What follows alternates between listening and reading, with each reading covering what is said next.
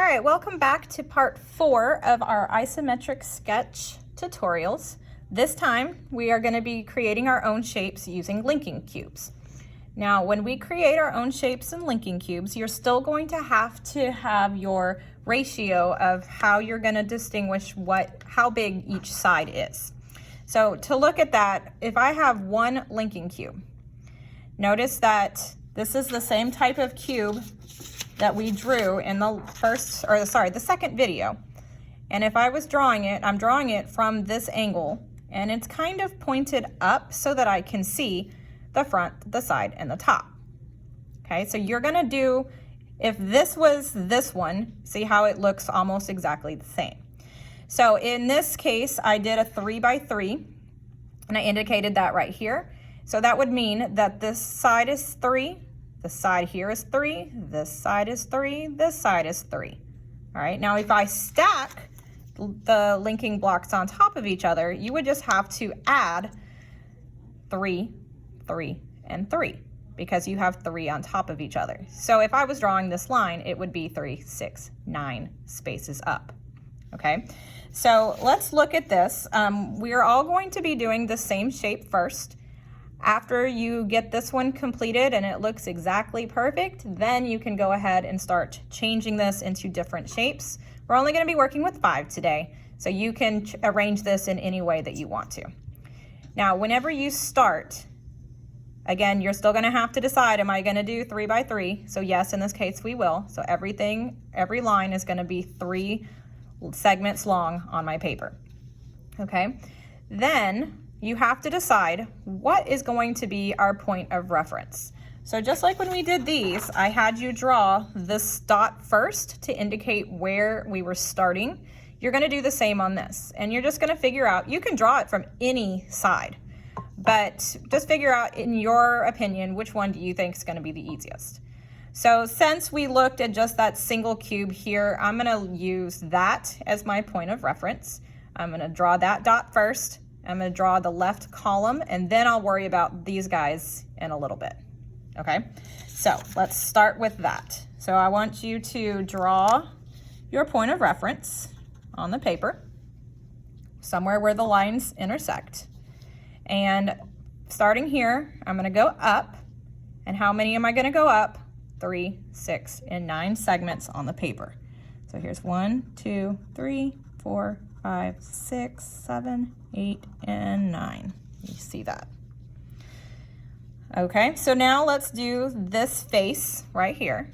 So if I was doing the back, I'm going to go up at the diagonal.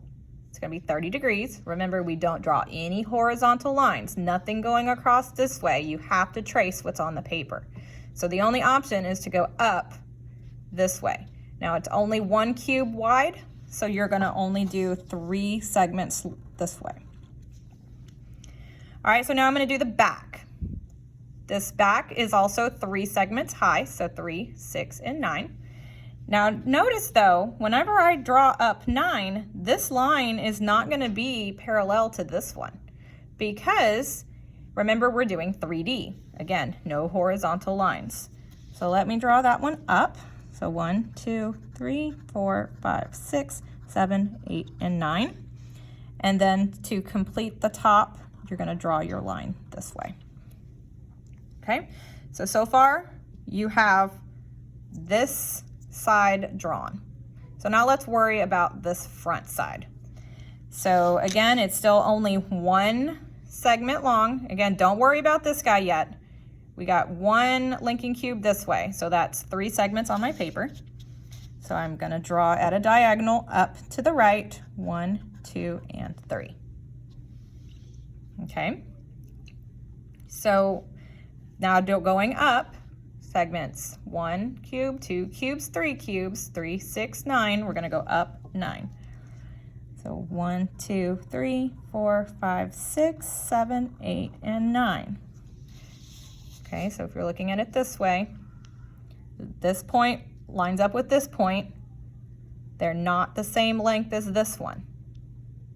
Okay, and so you can close it out, and now you have your book. So we just need to do the top, and we'll fill that in 1, 2, 3 diagonal that way, and 1, 2, 3 diagonal this way. All right, so what it looks like so far is just a rectangular prism like we did in video 3. You just drew this. But we have added these additional 2 linking cubes off to the side. So we need to make sure that we indicate that on our drawing. All right, so this guy here sticks out to the right. So we're gonna draw this over here. Now, this point on my shape is now gonna be this point.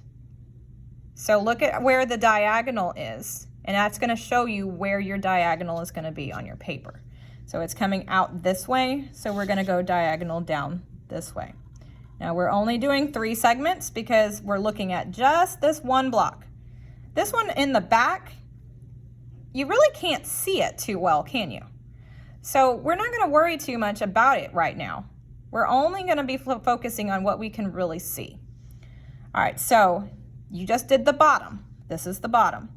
Now we're gonna go up 3 because it's 1 cube. So 1, 2, and 3. Okay. Now let's go ahead and finish off this book shape. We're gonna do this front surface. So we're gonna go diagonal 1, 2, 3. We're gonna do this side now, up 1, 2, 3. You see the book shape starting to come together? Now do this top surface here. 1, 2, 3, that's this face. Now we're gonna go back and do this one. 1, 2, 3. So it does connect. See, it connects. There's your other point. There's your point. Now we can do the other side. Now, if I was just doing this 1 cube, I would draw my segment 1, 2, 3. But we are gonna go ahead and draw this back segment because it's back there, even though you can't really see the whole thing. So we're gonna continue drawing on that line because you can see that one line. We can't see the rest of that cube though. Okay, so this is what this shape should look like. Now, the individual lines, because I realize that this is actually 2 cubes, if I wanted to draw like a dotted line to indicate that there are more than 1 cube there, you can definitely do that. It is not a requirement though. If you want to pretend like it's one solid piece, that's completely fine. Okay, so let me do one more. And I'm just going to put this, make it kind of like a T shape. And I'm going to draw that here for you, just so you can kind of get an idea of what I'm doing. Not going to narrate this one as much. I'm just wanting you to see if I can zoom in on this. Sorry, guys. All right.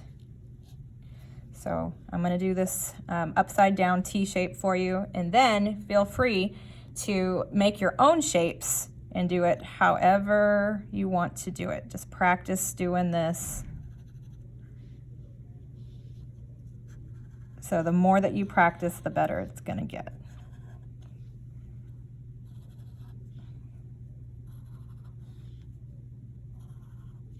And you can see I probably should have done this a different scale just because I'm going to go off the paper. But this is a live video, so can't really go back now. All right, there's that one that sticks out. Now I'm going to go up. Pretend that line, yours is straight, remember? 1, 2, 3, 1, 2, 3. I'll put the top. Okay, I'm not going to draw that line. 1, 2, 3. 1, 2, 3 up. Pretend that line goes up. This is not going to be as straight as it could be because, like I said, I'm not using a ruler and I'm out of graph paper. You can't even see it. There it is. Okay, so look at over here. If I'm looking at this as my point of reference, this point right here, you can't see the whole side of this shape. So we're just gonna pretend it's there and pretend we can see it, and then this is what it should look like. Now I know I did that very quickly. I've had lots of practice with this. So at this point, if you have any questions or you don't know how to angle your shape, please ask. I'm glad to help you. If you do understand, then just go on and try to do different shapes. We are gonna use this same technique over the next couple of days, and you're also gonna use it to draw your puzzle cubes when we get to that project. All right, have fun.